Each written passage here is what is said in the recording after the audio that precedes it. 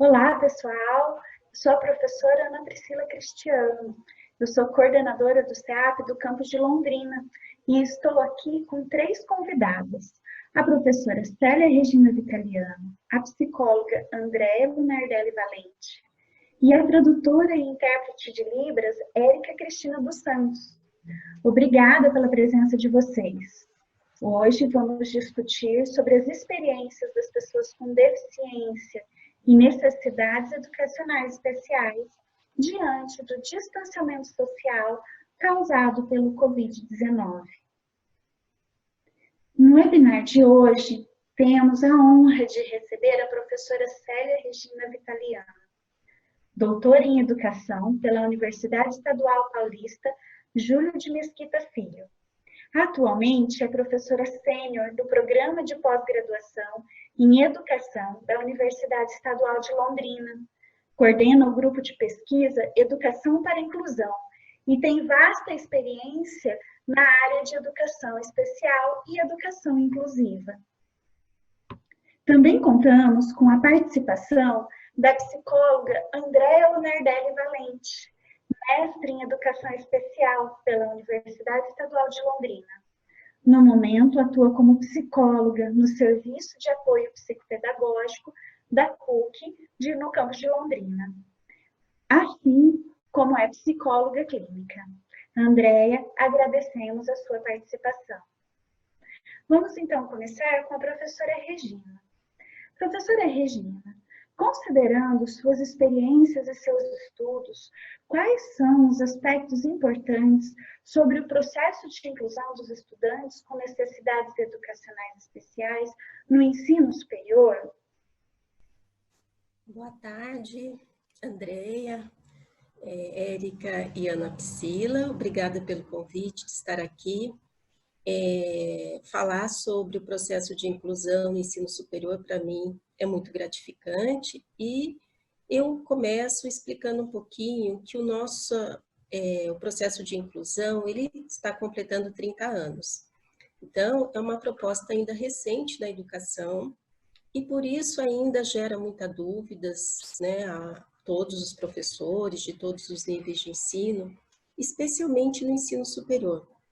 Acredito que o ensino superior, por ter uma tradição de selecionar muito os seus alunos, ele é um nível de ensino que até enfrenta mais dificuldades para realizar o processo de inclusão, justo que exige muitas competências, né, para que o aluno possa participar dos diferentes cursos. Mas, mesmo assim, o processo de inclusão chegou às universidades e nós temos muitos alunos com necessidades especiais, tanto em universidades públicas como particulares, e temos visto que as universidades têm buscado dar conta dessa população. E, além de dar conta dessa população, o ensino superior também teria, ou tem, né, outras atividades ou frentes de trabalho frente a essa questão. Por exemplo, cabe ao ensino superior, assim como os demais níveis de ensino, atender a população com necessidades educacionais especiais, preparar os seus professores para recebê-los e atendê-los adequadamente, ter uma infraestrutura que garanta os recursos necessários para esse atendimento, assim como preparar os futuros professores para que possa atender, né, nos seus diferentes níveis de ensino esses alunos, assim como os demais profissionais. Nós temos que ter engenheiros, médicos, fisioterapeutas preparados para atender essa população nos seus campos de trabalho. E, além disso, cabe também ao ensino superior realizar pesquisas que possam fundamentar, oferecer mais subsídios para os atendimentos dos alunos que apresentam deficiências e outras necessidades. Então, quando a gente fala desse processo de inclusão no ensino superior, é muito importante que o ensino superior entenda essas 3 funções e, ao mesmo tempo, entenda o que seriam necessidades educacionais especiais. Porque nós temos necessidades educacionais que são temporárias, temos necessidades educacionais que são permanentes, e para cada uma delas é necessário um estudo, uma boa avaliação para identificar quais os procedimentos, quais os recursos, quais as organizações que são importantes para que esse aluno possa participar do processo de educação. Professora, e como que nós podemos pensar a inclusão nesse momento de crise que estamos vivendo atualmente? Olha, eu acho que a gente pode pensar o processo de inclusão dos alunos com necessidades educacionais especiais, tendo eles deficiência ou tendo eles dificuldades temporárias. Acredito que até da mesma forma, né, com algumas modificações, que nós pensaríamos o processo de inclusão para os alunos no presencial, né, quando nós tínhamos o nosso aluno ali no nosso dia a dia. Em primeiro lugar, eu acho que para a gente atender adequadamente um aluno que apresenta necessidades educacionais especiais, nós temos que avaliar essas necessidades, conhecer esses alunos, observar como eles aprendem, que dificuldades eles têm, e isso, tanto o professor quanto a equipe, né, responsável pelo processo de inclusão, que geralmente as universidades hoje têm uma coordenação pedagógica preocupada com essa questão, podem ajudar a identificar, tanto presencialmente quanto à distância. E as mesmas orientações, de certa forma, elas se replicam na atuação do professor frente ao processo de inclusão, tanto presencial quanto à distância, porque nós temos conhecimentos a respeito de uma pedagogia mais inclusiva. E essa pedagogia mais inclusiva, ela nos orienta que as nossas aulas, frente aos alunos que apresentam necessidades educacionais especiais, elas devem ter componentes, né, uma estrutura que seja mais clara, que ofereça diferentes recursos. Por exemplo, se eu tenho um aluno cego na sala de aula, eu devo me preocupar em ter o máximo possível de descrição dos conteúdos de uma forma clara.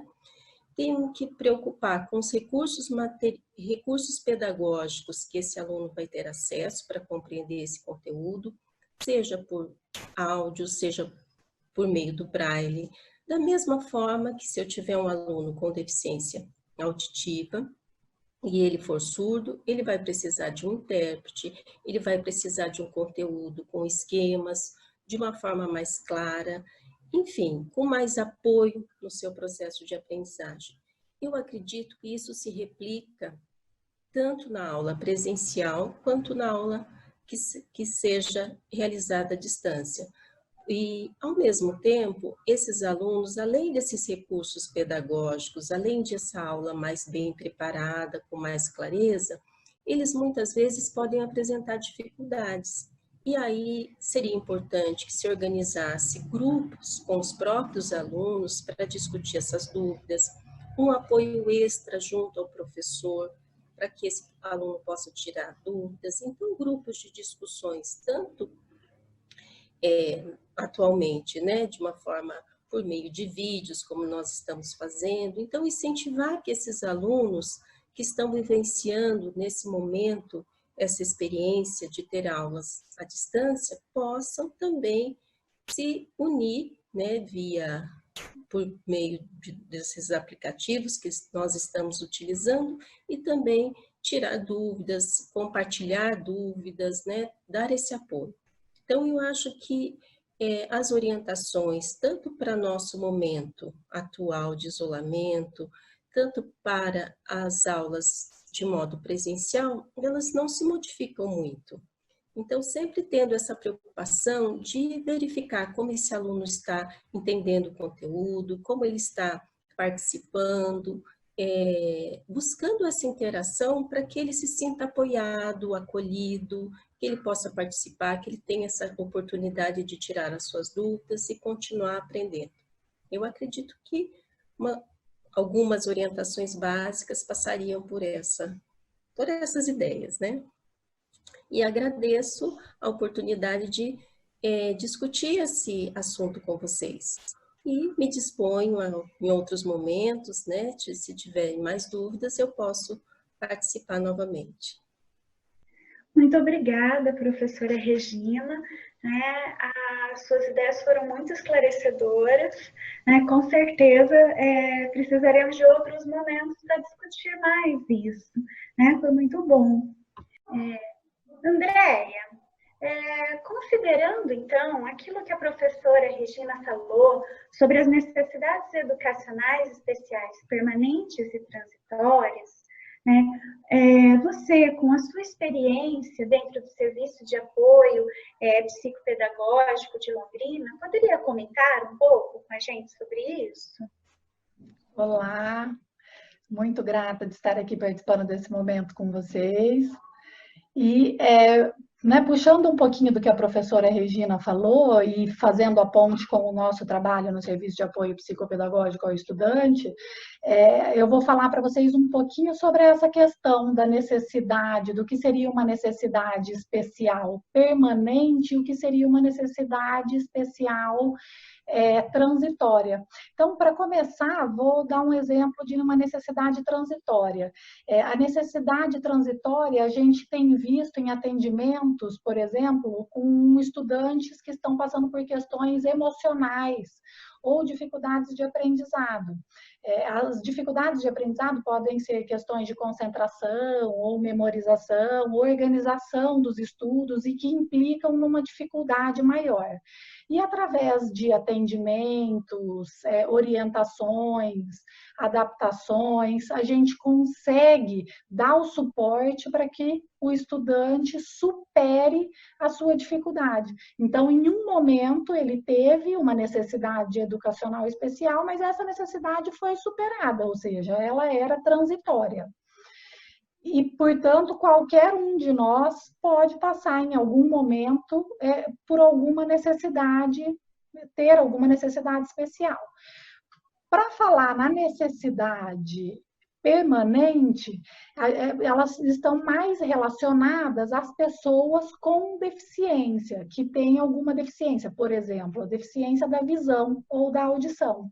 Então, uma pessoa que é surda, ela necessariamente, né, ou muito provavelmente, vai precisar de um intérprete de Libras para poder acompanhar esquemas mais facilitados, assim como a professora já colocou. Ou uma pessoa que é cega, ou um cadeirante, uma pessoa que não tem os membros, vai precisar de uma ajuda, de um apoio permanente, porque as suas necessidades também, muito provavelmente, na maioria dos momentos, estará presente.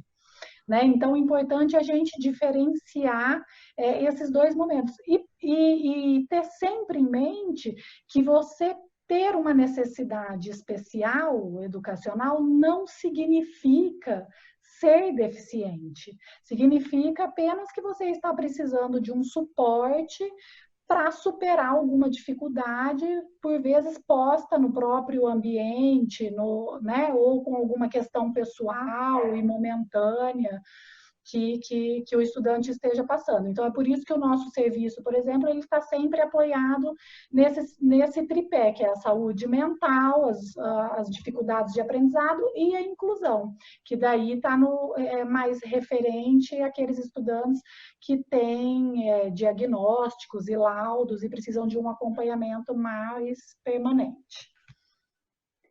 Muito interessante isso, Andréia, porque quando nós pensamos, né, em necessidades educacionais especiais, muitas vezes nós pensamos apenas em deficiências, né? Então a gente não precisa necessariamente ser deficiente para ter uma necessidade educacional especial? Exatamente.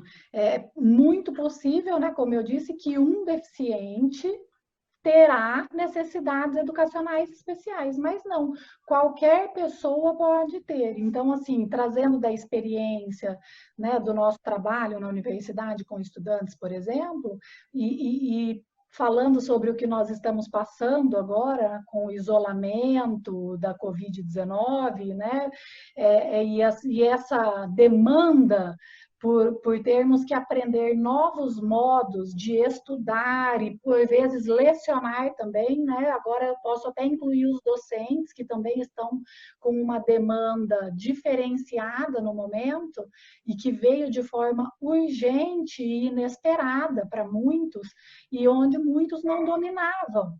Né? Acredito eu que a maioria das pessoas não tinham por hábito as aulas em ambientes remotos, e para os estudantes também. Isso gera uma certa ansiedade, que a gente poderia colocar lá naquele campo, que eu digo, das dificuldades também emocionais em relação ao aprendizado, e isso pode estar interferindo e gerando uma necessidade educacional especial nesse momento.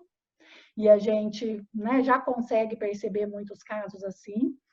A gente tem outras pessoas com dificuldades permanentes, que alguns seguem com as mesmas necessidades especiais, outros abandonam alguns desses apoios neste momento, como exemplo, por exemplo, de um estudante autista, que pode ter dificuldade de frequentar uma sala de aula por conta dos ruídos e dos estímulos sonoros, e que ao assistir uma aula em ambiente remoto, não sinta esse incômodo, porque ele vai estar no silêncio da sua casa, no seu ritmo, né, etc. Então, ele deixa de ter um certo desconforto e uma necessidade daquele momento, daquele ambiente, ou um deficiente cadeirante que não precisa se locomover. Então, nesse sentido, ele vai ter uma facilidade. E aí, na contramão, né, outros estudantes que nunca apresentaram necessidades especiais, neste momento, podem estar apresentando, seja de se organizar, seja de acessar os conteúdos, sejam dificuldades emocionais causadas pelo presente momento, onde todo mundo fica com os ânimos alterados, né, o sentimento de medo presente. Então, é nesse sentido que o serviço de inclusão, de uma forma geral, precisa trabalhar. Né? Essa é a inclusão verdadeira, não pensando só em um aspecto, mas no aspecto global, né? Geral, para incluir qualquer pessoa que esteja com qualquer necessidade, seja permanente ou temporária. Muito interessante isso, Andréia. Gostaria de agradecer a sua fala, né? Foi bastante esclarecedora também, né? Complementa aquilo que a professora Regina, né, iniciou falando. Então, agora, né, para realizarmos o fechamento dessa sessão, eu gostaria de agradecer imensamente a contribuição de vocês. Muito obrigada pela disponibilidade, professora Regina. Muito obrigada, Andréia. Tenho certeza que suas falas contribuíram para as reflexões sobre as temáticas de hoje. Eu espero que sim. E acho que as pessoas podem também aproveitar, né, quem estiver nos assistindo, para refletir, né, sobre os processos de inclusão neste momento, sobre todos termos vulnerabilidades, dificuldades. Eu acho que é um momento importante para pensarmos sobre isso.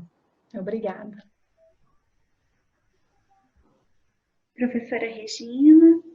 Também agradeço a oportunidade de estar aqui com vocês falando sobre isso.